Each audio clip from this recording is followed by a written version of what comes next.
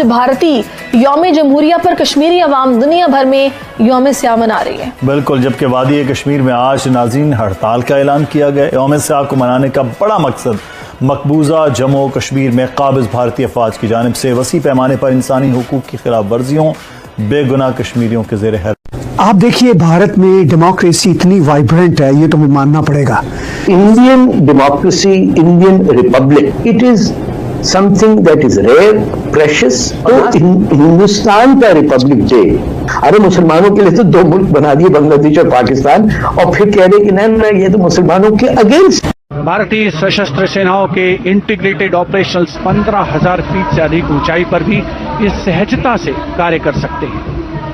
मोदी दुनिया को Republic day मनाकर क्या बताना चाह रहे प्रैक्टिकली कि वो कितना जमहूरियत पसंद है, कितना डेमोक्रेसी को पसंद करता है। वहां पर जिसकी पॉलिसीज है वो जमहूरियत वाली पॉलिसीज, और इस घटिया शख्स को इस बात का एहसास तक नहीं है। ये घटिया शख्स जो कि झूठों का पलंदा लेकर आ जाता है और झूठ इसके खत्म नहीं होते। अब जब हालात ऐसे होंगे नाज़रीन, जरा सोचिए, दिल पे हाथ रखिए और बताइए, जब हालात ऐसे हों तो कौन मानेगा कि भारत वाकई जमहूरियत का चैंपियन मूवमेंट की शक्ल इख्तियार की है कि हम नेशनलिस्ट मूवमेंट हैं। और क्योंकि उनको ये तजर्बा हुआ कि मजहबी जो मज़ाहिमती तहरीकें हैं, जो मज़हब से ड्राइव करती हैं अपनी इंस्पिरेशन, उनके लिए दुनिया में स्पेस नहीं है, ख़ास तौर के ऊपर ग्लोबली जब आपने राइट्स की बात करनी हो। तो वो मेरा ख्याल है पर्सपेक्टिव था, वहाँ पे एक इंटरनल ट्रांसफॉर्मेशन हुई है। तो अब ये बार बार कहना कि पाकिस्तान का ये साथ ताल्लुक है, देखिए ये मिलिटेंट्स जो है बहुत सारी सूरतों के अंदर ग्लोबली ये फिनोमेनन है कि वो बड़ा इंडिपेंडेंटली भी ऑपरेट कर रहे होते हैं, प्रॉक्सी होते हुए भी और उस वक्त भी। और जब स्टेट्स अबेंडन करें, क्योंकि उनको खौफ ये होता है कि जब स्टेट्स उन्हें अबेंडन करेंगी तो फिर उनका फ्यूचर क्या होगा, तो उसके लिए वो अपने आप को तैयार रखते हैं कि उनको फिर किस किस्म की चेंजेस करनी पड़ेंगी, कौन से पॉलिटिकल स्ट्रेटजीज के अंदर, और अपनी सप्लाई लाइंस को कैसे इंटैक्ट रखना पड़ेगा। तो मेरा ख्याल है कि वो उन्होंने किया है, और ये ग्रुप जो है कश्मीर में काफ़ी हद तक जो है इंडिपेंडेंट हो चुके हैं। बल्कि ग्लोबल टाइम्स की जो रिपोर्ट है वो भी यही बताती है कि पाकिस्तान और ख़ास तौर पर बलूचिस्तान में जो दहशतगर्दी है उसमें रॉ और इंडिया मुलव्विस है। और आज सेक्रेटरी खारजा की जानिब से जब एक प्रेस ब्रीफिंग दी गई है, डिटेल प्रेस ब्रीफिंग में बताया ये गया है कि जो 2 मासूम पाकिस्तानी शहरी थे उनकी टारगेट किलिंग की गई है, और उसके सबूत भी हमारे पास मौजूद हैं कि उसके पीछे इंडिया रॉ मुलव्विस। बिल्कुल, काफ़ी हद तक आप कह रहे हैं इंडिपेंडेंट हो चुके हैं। तो पाकिस्तान का जब ये ऑपरेशन सिंदूर इंडिया ने शुरू किया, पाकिस्तान ने जवाब दिया, तो इसाक डार साहब ने एक सेनेट में स्पीच की थी जो बड़ी पॉपुलर हुई, मशहूर हुई। उन्होंने कहा जी कि हमने यूएन सिक्योरिटी काउंसिल में ये जो रेजिस्टेंस फ्रंट है अभी इसने कबूल नहीं किया था, तो इन्होंने खुद ही झूठा उनके बारे में कह दिया। पाकिस्तान क्यों चाहता है कि ये रेजिस्टेंस फ्रंट को जो है वो बैन ना किया जाए? वन सेकेंडली, पाकिस्तान ये कहता है कि जब ये इंडिया ने 370-35A रिवोक किया उसके बाद ये एक ग्रुप बना था।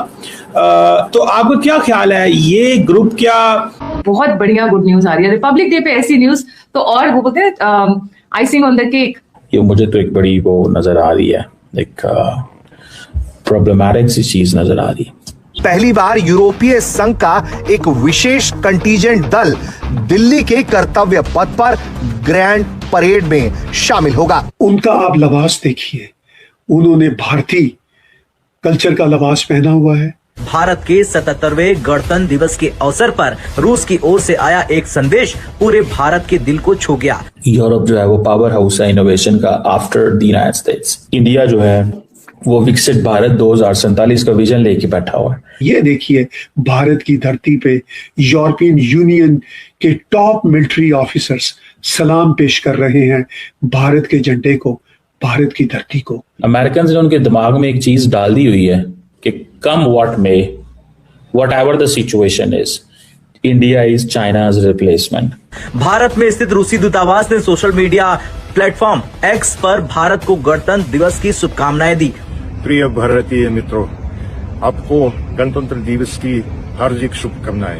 एंड ये लोहा मनवाता है पूरी दुनिया को भारत के वर्चस्व का। उन्होंने सारे के सारे इंडिया के मैन्युफैक्चरिंग बेस को चेंज कर देना है यूरोपियंस ने। और ये जो सिग्नेचर होंगे new security and defence partnership, ये जो काजा कलास ने बात की है, foreign policy chief Kaja Kallas, we are definitely looking it very carefully. Bharat किसी कमजोर देश की तरह ट्रंप पर निर्भर नहीं रहने वाला, बल्कि भारत का प्लान बी भी तैयार है, जो अमेरिका और चीन को बड़ी चोट भी दे सकता है। और मैडम उर्सुला ने, जो यूरोपियन यूनियन की या यूरोपियन कमीशन की प्रेसिडेंट हैं, उन्होंने अभी 3-4 रोज पहले दावोस में कहा था कि मैं मदर ऑफ ऑल डील के देश भारत जा रही हूं। उनकी एक्साइटमेंट देखने वाली थी, जो पूरी दुनिया ने देखी दावोस के चैनल पे। और इस वक्त सिचुएशन क्या है? इस वक्त सिचुएशन ये है कि मैडम वहां पे पहुंची हुई हैं और उनका इस्तकबाल प्राइम मिनिस्टर नरेंद्र मोदी कर रहे हैं, भारत की प्रेसिडेंट मैडम कर रही हैं। और वो उनका आप लिबास देखिए, उन्होंने भारतीय कल्चर का लिबास पहना हुआ है और दुनिया की ये अजीम शान परेड में वो शिरकत कर रही हैं। तो जो इस तरह के छिछोरे पाकिस्तानी आज भी 78 सालों से चले आ रहे हैं, आज की जनरेशन जी तक, जो यही नफरत का ख्वाब लेके फिर रहे हैं, जो यही सोच लेके फिर रहे हैं कि हमने कब्जा कर लिया भारत की धरती पे और हम फातेह बन गए और हमने 2025 में ऑपरेशन सिंदूर में भारत को ऐसा पलटा दिखाया, हमने अजीम फतह हासिल कर ली, भारत को हमने अलग थलग कर दिया। ये देखिए, भारत की धरती पे यूरोपियन यूनियन के टॉप मिलिट्री ऑफिसर्स सलाम पेश कर रहे हैं भारत के झंडे को, भारत की धरती को। तो ये है पाकिस्तानियों का बहुत ही सतही सा माइंडसेट, बहुत ही छोटी जहनियत, बहुत ही घटिया माइंडसेट। इसी घटिया माइंडसेट को जब मैंने अपने लड़कपन यानी 70s, फिर जवानी 80s, 90s में जब मैंने देखा पाकिस्तान में नफरत के इसी जहान को, तो मैं दुखी हो गया। 98 में पाकिस्तान मैंने मुकम्मल तौर पर छोड़ दिया। तब से मैं पाकिस्तान नहीं गया और मेरा कोई इरादा नहीं पाकिस्तान जाने का। मैंने अपनी सिटीजनशिप रेनंशिएट कर दी 2000 में। अमेरिकन जो लीडरशिप है उसने दोबारा इंडिया जो के दौरे करने शुरू कर दिए हैं और जैसे ही अमेरिकन ये देख रहे हैं कि दीगर खबरें शामिल करते हुए आपको बताएं कि रूसी सदर व्लादिमीर पुतिन का ऐलान, कहा जय हिंद जय रूस, दोस्ती की वो आवाज जो सीमाओं से परे फिर से सुनाई दी। भारत के 77वें गणतंत्र दिवस के अवसर पर जब देश संविधान, लोकतंत्र, राष्ट्रीय गौरव का उत्सव मना रहा था, उसी समय दुनिया के सबसे पुराने और भरोसेमंद मित्रों में से एक रूस की ओर से आया एक संदेश पूरे भारत के दिल को छू गया। भारत का करीब तरीन इत्तेहादी रूसी सिफारत खाने ने अपने ट्वीट में कहा, प्रिय भारतीय मित्रों, आपको गणतंत्र दिवस की हार्दिक शुभकामनाएं। भारत म्हणजे विविधतेतून एकता आहे। कि इंडिया जो है वो रशिया के साथ अपनी कुर्बतदारी जो है वो बढ़ा रहा है और उसे इंडिया को आर्म कर रहे हैं, इसको वेपन्स दे रहे हैं। भारत में स्थित रूसी दूतावास ने सोशल मीडिया प्लेटफॉर्म एक्स पर भारत को गणतंत्र दिवस की शुभकामनाएं दी और खास बात ये रही कि ये शुभकामनाएं हिंदी सहित कई भारतीय भाषाओं में दी गई। आलिम रहनुमा के साथ उनकी मुलाकातों की जो तस्वीर आई हैं, फुटेजेस आई हैं, सच पूछें दिल खून के आंसू रो रहे हैं, जो कि अफसोस की बात है हमारे लिए। अब ये केवल एक औपचारिक कूटनीतिक संदेश नहीं था, बल्कि ये उस गहरी मित्रता, सांस्कृतिक समझ और आपसी सम्मान का प्रतीक था जो दशकों से भारत और रूस के रिश्तों की पहचान रही है। तुमने जिस खून को मक्तल में दबाना चाहा, आज वो कूचा बाजार में आ निकला है।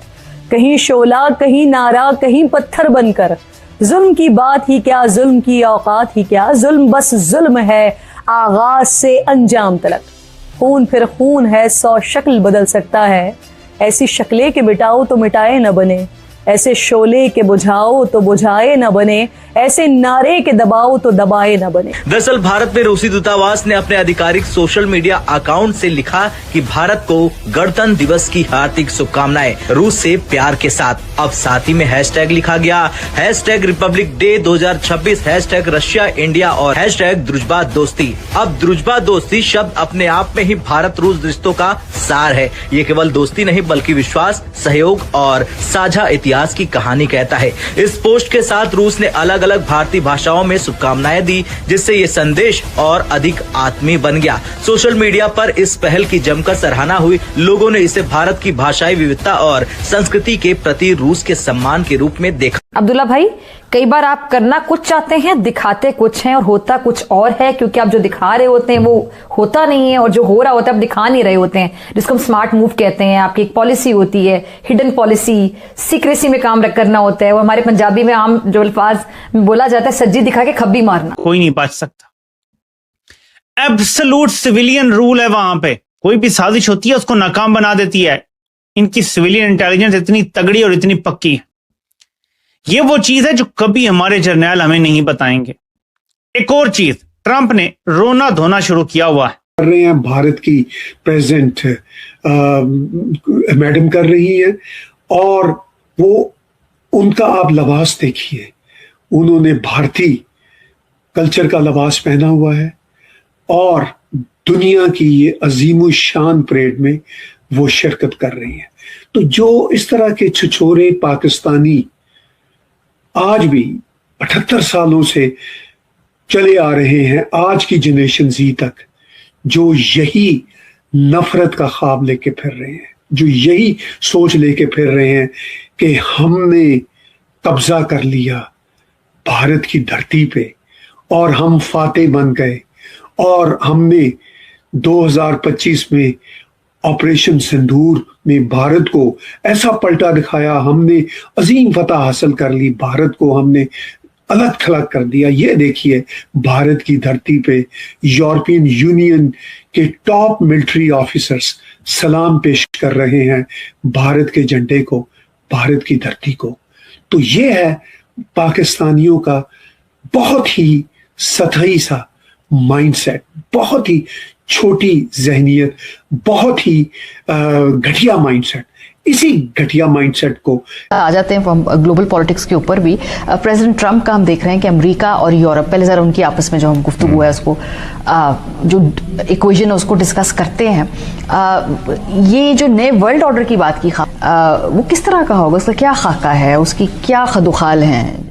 वीडियो को यहाँ तक देखने के लिए आपका बहुत बहुत धन्यवाद। यदि आपको वीडियो पसंद आया हो तो इसे लाइक करना ना भूलें, साथ ही अन्य लोगों तक शेयर भी करें। और यदि आपको हमारा काम पसंद आता है तो चैनल को सब्सक्राइब करना ना भूलें। मित्रों, चैनल को सब्सक्राइब करना मत भूलिएगा, क्योंकि आप लोग वीडियो देखते हैं परंतु सब्सक्राइब नहीं करते हैं। और बेल आइकन को दबाना ना भूलिएगा, क्योंकि आपको हमारे नए वीडियोज का नोटिफिकेशन यदि नहीं मिलेगा तो आप हमारे वीडियो नहीं देख पाएंगे। आइए बात कर लेते हैं इस वीडियो पर। भारत का गणतंत्रता दिवस, जैसा की आप सभी जानते हैं, 26 जनवरी को मनाया गया। इसमें उर्सुला वॉन डर लायन, जो कि EU की अध्यक्ष है इस समय, उन्होंने मुख्य अतिथि के रूप में शिरकत की। साथ ही साथ अन्य देशों से भी लगभग 10,000 गणमान्य अतिथियों को निमंत्रण दिया गया। यही नहीं, भारत के बाहर भी भारत के गणतंत्र दिवस को मनाया गया। जैसे कि भारत के परम मित्र रूस में भारतीय गणतंत्र को विशेष रूप से मनाया जाता है। न केवल भारतीय एम्बेसी द्वारा बल्कि रशियन सरकार द्वारा भी कई आयोजन किए जाते हैं। वहीं अन्य देशों ने भी, जैसे कि Iran, Arab, South Asian countries, America, Europe आदि देशों ने भी, उनके राष्ट्राध्यक्षों ने भारत को गणतंत्रता दिवस की शुभकामनाएं दी और भारतीय गणतंत्र की श्रेष्ठता को सराहा। इसके साथ ही साथ आपको ज्ञात होगा कि अमेरिकी राष्ट्रपति ने भी भारत को गणतंत्र दिवस की शुभकामनाएं तो दी, परंतु वह गर्मजोशी नहीं थी जो पहले उनके वक्तव्यों में प्रतीत होती थी। इस बार के गणतंत्र दिवस में भारत की भैरव बटालियन और अन्य प्रमुख आकर्षण है, जिसमें से भारत के स्वदेशी अस्त्र, जैसे कि भारत की अपनी हाइपरसोनिक मिसाइल, जो इसी समय तुरंत ही विकास करके उसको भारतीय सेना में शामिल करने की तैयारी की जा रही है, उसका प्रदर्शन किया गया। साथ ही साथ भारत की हिम प्रहरी सेना, जिसमें देसी स्निफर डॉग्स और बाज इत्यादि शामिल हैं, उनको भी प्रदर्शित किया गया। कम्युनिकेशन सिस्टम्स और भारत की टोड आर्टिलरी गन्स, जो कि स्वदेश निर्मित हैं, इन सभी